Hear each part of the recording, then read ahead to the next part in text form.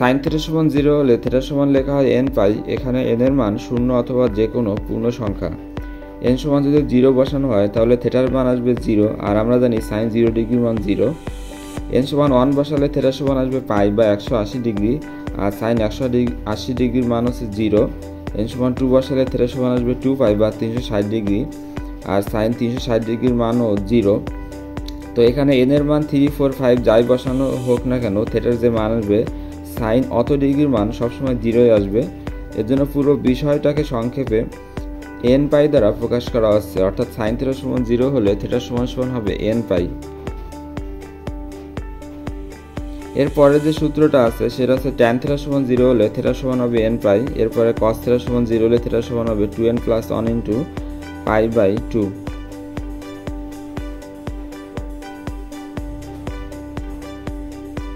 এরপরের সূত্রে বলা হচ্ছে ট্যান থিটা সমান ট্যান আলফা হলে থিটা সমান লেখা হয় n পাই প্লাস আলফা। এরপর কস থিটা সমান কস আলফা হলে থিটা সমান লেখা হয় 2n pi plus minus alpha. Sine theta সমান সাইন আলফা হলে থিটা সমান লেখা হয় n pi plus minus 1 to the power n into alpha. Sine theta সমান 1 হলে থিটা সমান লেখা হয় 4n plus 1 into pi by 2।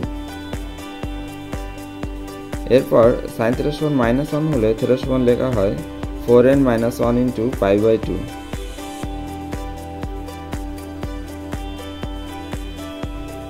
এরপরের সূত্র হচ্ছে কস থিটা সমান 1 হলে থিটা সমান লেখা হচ্ছে 2n পাই।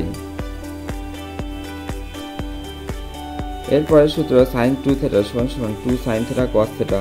এই সূত্রে উপরে নিচে কজ স্কয়ার থিটা দিয়ে ভাগ করলে নতুন আরেকটা সূত্র আসবে, সেটা হচ্ছে 2 tan theta by 1 plus tan square theta. cos 2 থিটা সমান লেখা হচ্ছে 2 cos স্কয়ার থিটা মাইনাস 1। এই cos স্কয়ার সমান লেখা হয় 1 মাইনাস সাইন স্কয়ার। সেক্ষেত্রে আমরা নতুন আরেকটা সূত্র পাবো, সেটা হচ্ছে 1 মাইনাস 2 সাইন স্কয়ার থিটা।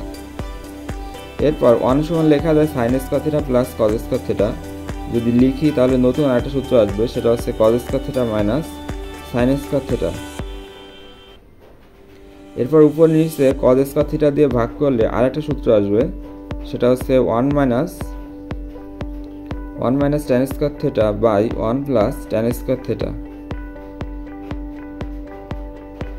এরপরে যে সূত্রটা আছে 1 প্লাস cos 2 থিটা সমান 2 cos স্কয়ার থিটা এবং 1 মাইনাস cos 2 থিটা সমান 2 sin স্কয়ার থিটা, অর্থাৎ প্লাস থাকলে cos হবে, মাইনাস থাকলে sin হবে। এরপর cos a প্লাস b সমান লেখা হয় cos a cos b minus sin a into sin b। তো cos a মাইনাস b সমান লেখা হয় cos a cos b plus sin a sin b।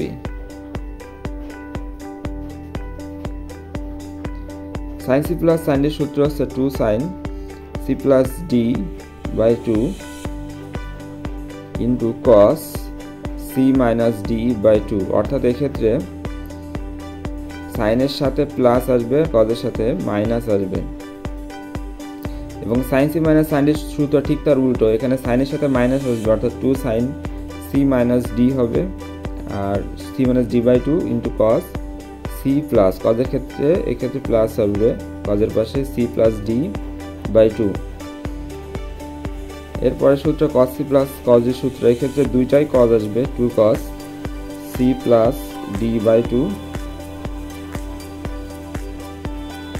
Into cos c minus d by 2।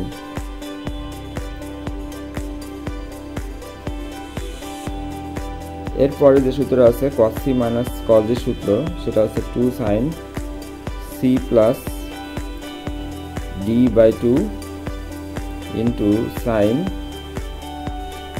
d minus c by 2।